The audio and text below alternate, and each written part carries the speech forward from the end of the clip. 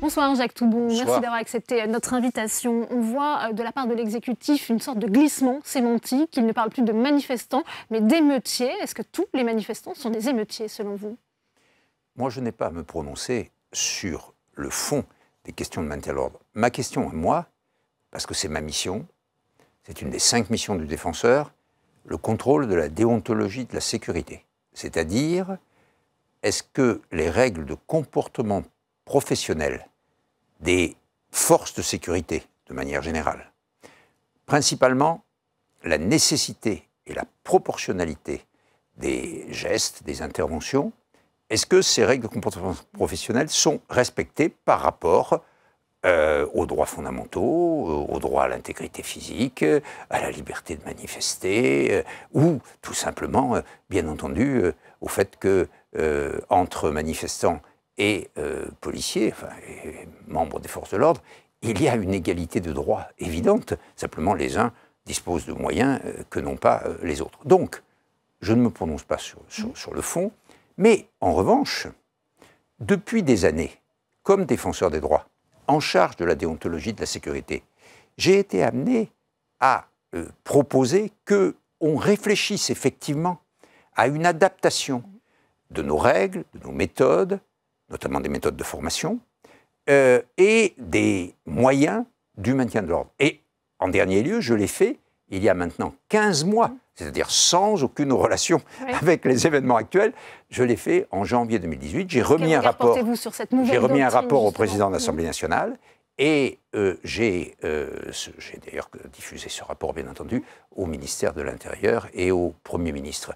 Je n'ai pas donc d'opinion à avoir sur ce sujet, simplement... Vous parlez malgré tout, pardon Jacques Toubon, justement d'une égalité de droits entre les manifestants et les forces de l'ordre. Cette nouvelle doctrine, on voit qu'on va encourager les policiers et les gendarmes sur le terrain à aller au contact. Le Premier ministre lui-même reconnaît que ça ne sera pas sans risque. Non, c'est bien entendu. Et c'est la question que j'ai posée, en particulier depuis longtemps, depuis 3 ou 4 ans, et pas maintenant, sur l'utilisation des armes de force intermédiaire, c'est-à-dire leur dangerosité, qui me paraissait faire prendre trop de risques, et c'est pour ça que j'avais proposé d'en suspendre la dotation, non pas de manière générale, parce que par exemple, les policiers qui poursuivent des délinquants pour trafiquants de drogue ou autres, pour cambriolage, et qui utilisent des flashballs ou des lanceurs de balles de défense, oui, mais j'avais dit, dans le maintien de l'ordre, c'est trop risqué.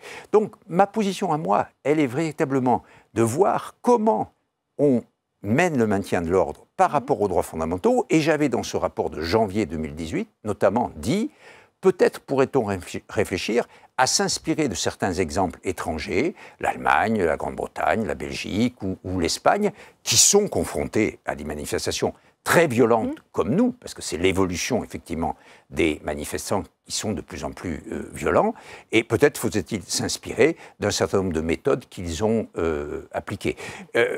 Ce que je regrette d'une certaine façon, c'est que cette adaptation se fasse non pas à tête reposée à l'issue d'un débat, je dirais, serein, public, impartial, mais un peu sous la pression des événements. Oui.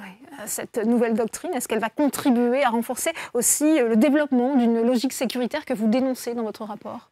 Ce que j'ai, moi, dit, c'est qu'à travers les lois, notamment les lois antiterroristes, l'état d'urgence, puis ce qui est passé dans la loi ordinaire, à travers un certain nombre de limitations de droits ou de libertés, la substitution aux juges judiciaires d'autorités administratives, on a tout de même l'impression que le champ des libertés se limite et que, de manière générale, nous avons quelques accros à l'état de droit, et comme vous le savez, la sagesse populaire le dit, il n'y a que le premier accroc qui coûte. Donc ce que je voudrais, moi, en tant que défenseur des droits, ce n'est pas une opinion politique, c'est que notre état de droit, c'est-à-dire le fait que le droit s'applique à l'État, c'est ça, hein, l'état de droit, que cet état de droit soit parfaitement respecté, parce que c'est l'héritage de la République et c'est naturellement notre bien commun.